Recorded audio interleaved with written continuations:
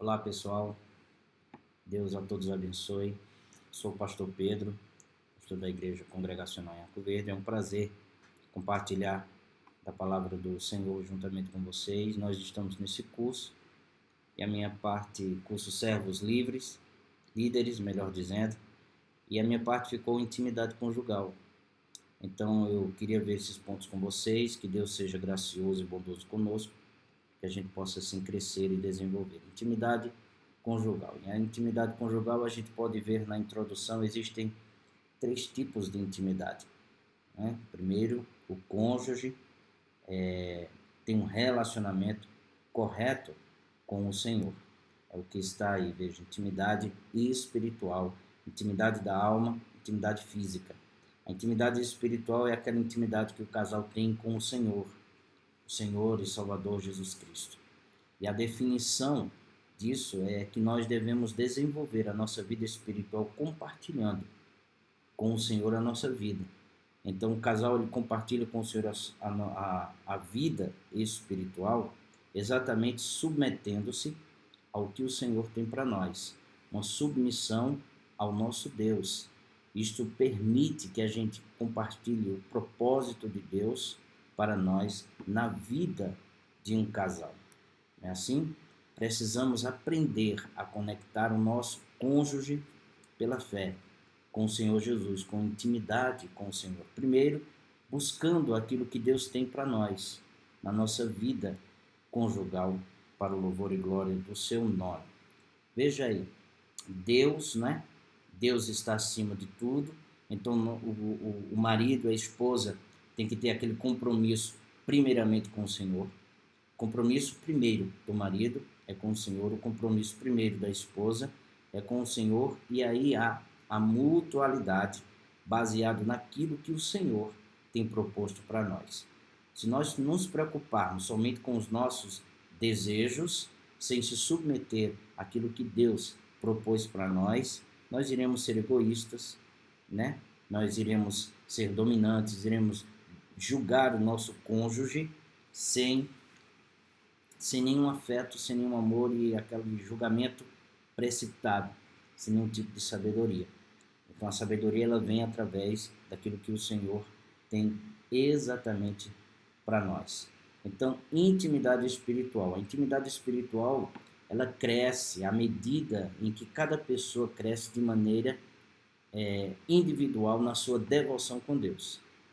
O marido precisa ter a vida devocional com o Senhor e a esposa também precisa ter uma vida devocional com o Senhor, para que a gente cresça exatamente submetendo aquilo que o Senhor propôs para a vida de casal à luz das Escrituras.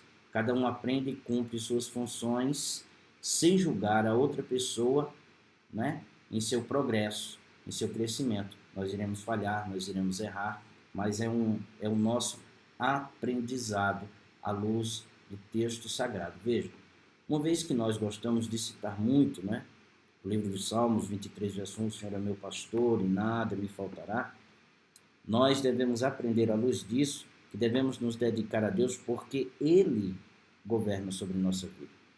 É Ele que vai dizer como o marido deve andar junto com a esposa e a esposa com o marido.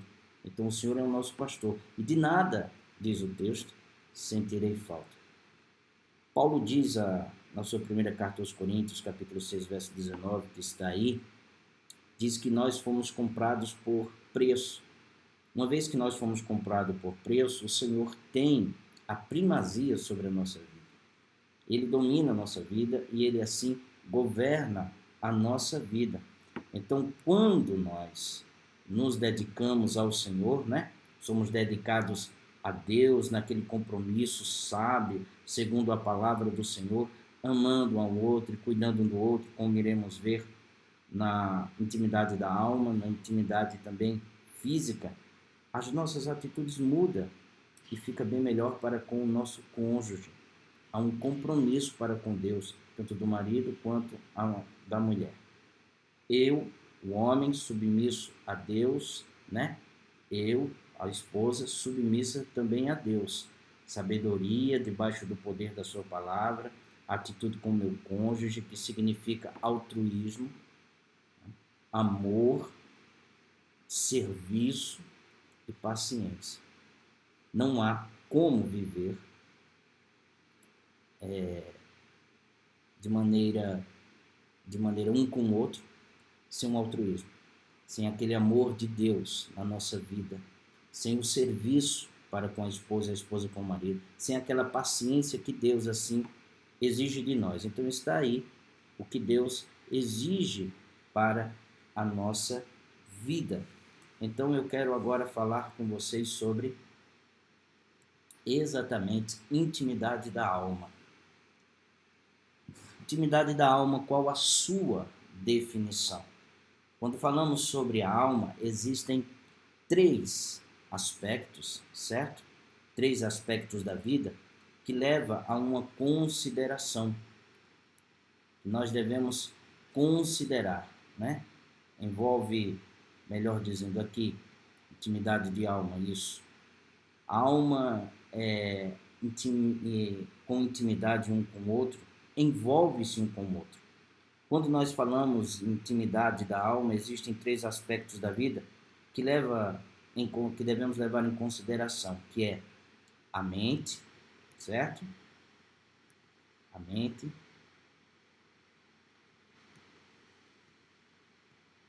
Aqui.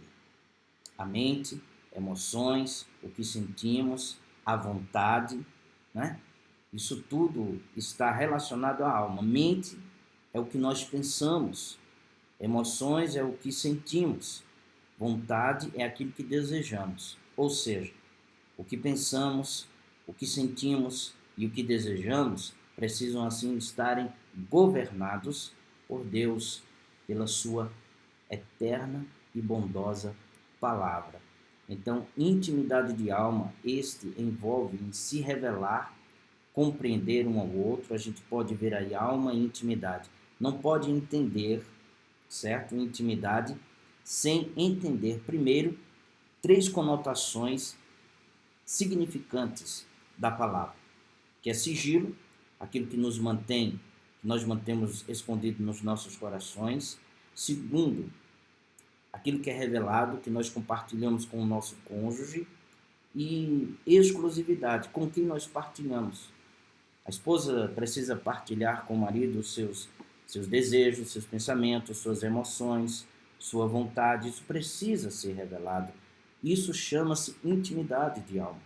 Intimidade da alma, a sua definição, é o vínculo entre cônjuges que revelam seus pensamentos mais profundos, seus sentimentos íntimos e desejos exclusivos, um com o outro. Por isso que aí traz o nosso slide.